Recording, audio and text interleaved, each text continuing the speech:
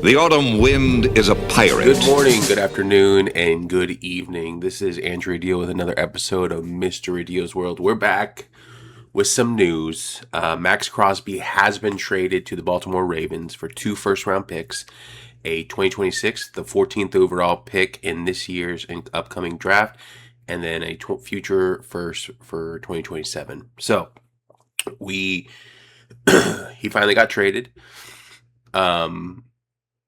I don't really know what my current thoughts are, so I'm trying to I've been thinking about it, but I'm kind of torn. So on the one hand,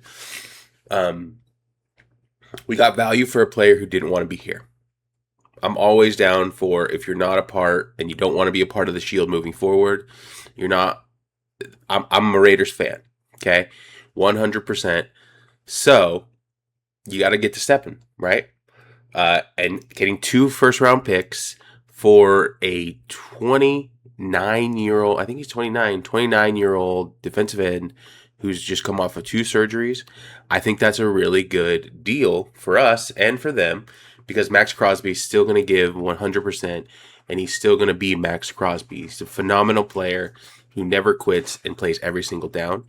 But it seems like that shutting him down last season, the last 2 games of the season, really rubbed him the wrong way and wanted him out. I think that's a cop-out. I really just think that's a cop-out. Because, I don't know what person, is going to say, let me play those last 2 games so that we can get a less optimal draft pick. When the season's over, you're playing for what? Pride? You're playing for stats? To me, that's just losing sight of it, right?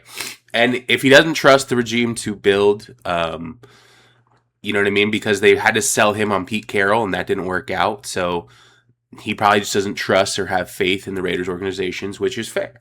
It's fair. They have been dog water for the last 30 years that I've been around to watch them.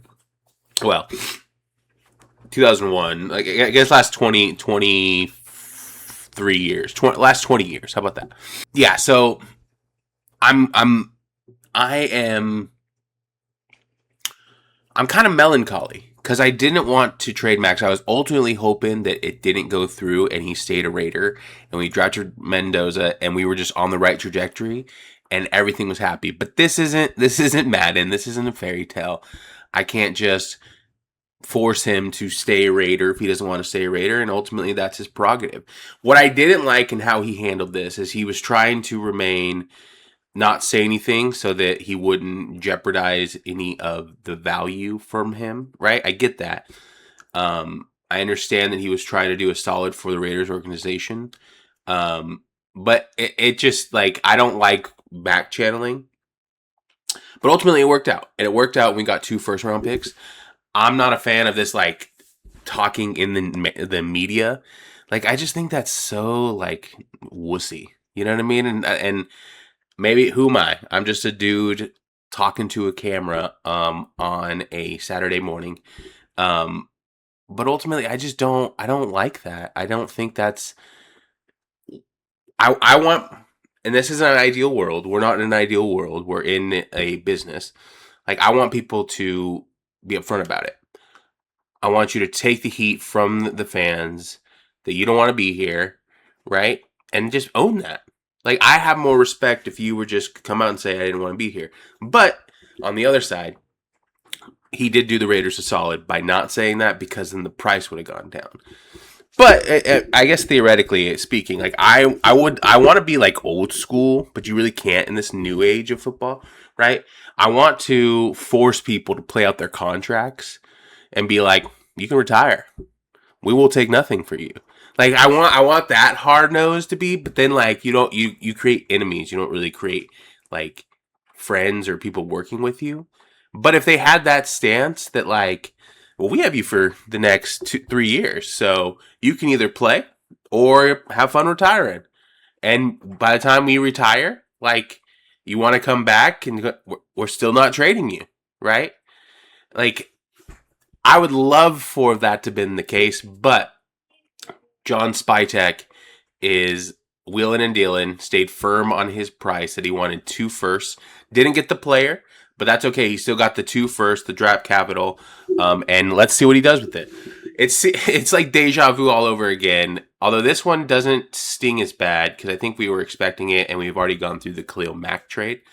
The Khalil Mack trade, well, you woke up that morning and you were like, "What the heck is going on?"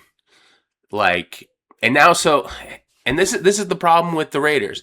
Like, we've had 2 Hall of Fame level edge players that didn't get to stay their entire career with the Raiders organization because of terrible moves that we have made. Some of them were league inflicted, like the John Gruden thing. I think that would have worked out, although he did trade Khalil Mack, so that wasn't ideal.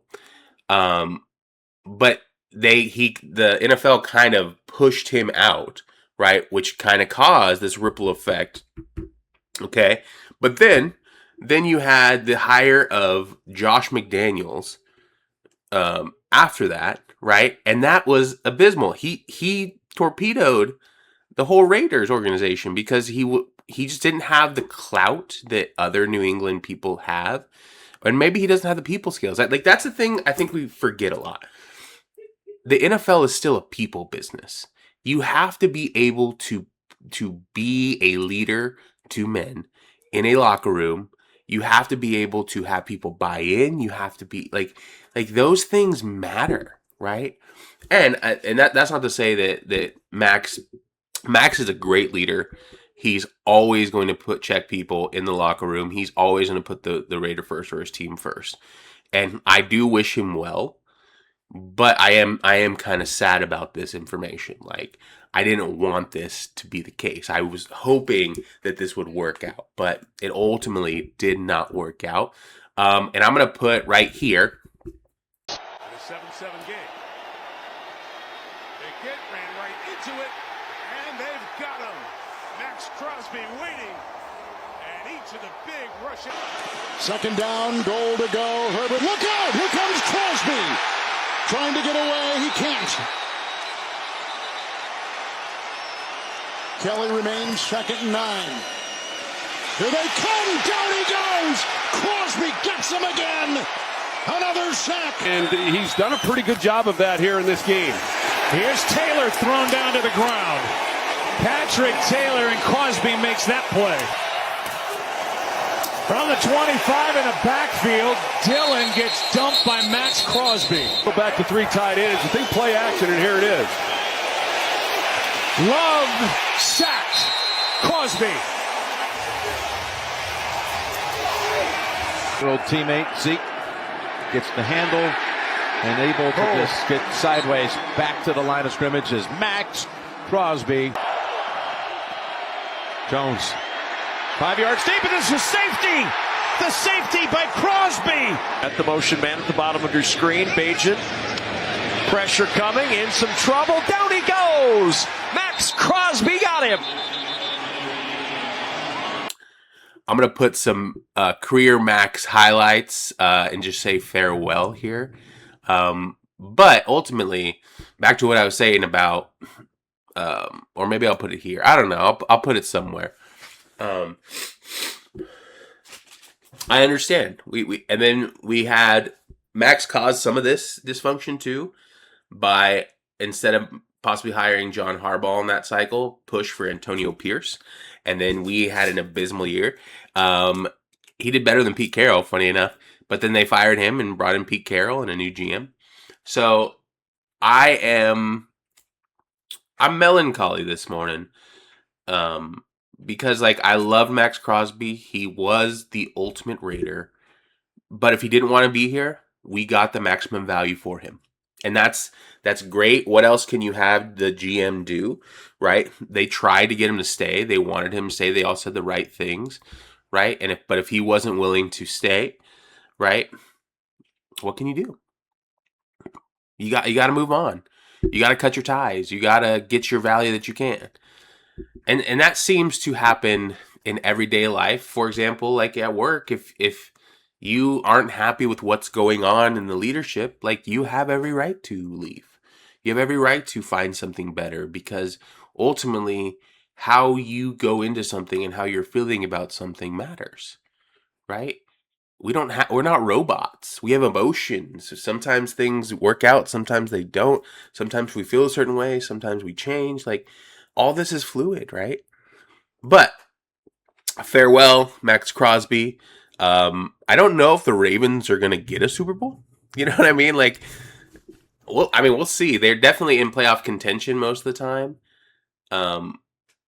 In that division, it seems like they always compete because that division is just super competitive. And they can make it with an 8-8 record. You know what I mean?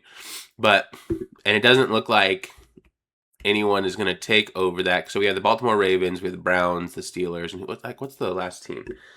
The Cincinnati Bengals. The Bengals probably, if Joe Burrow is healthy, could probably make a run. They still got Lamar Jackson, and Lamar Jackson is still going to put up numbers. I just don't know if he's going to win in playoff, but Max wanted to be playing in January. He wanted to be playing in the bright lights. He wanted to have that status to people to say, he's the greatest players in the NFL. Like, I get that. It's all ego, and good for him. That's kind of it. That's what I feel on this situation. The autumn wind is a pirate, blustering in from sea with a rollicking song.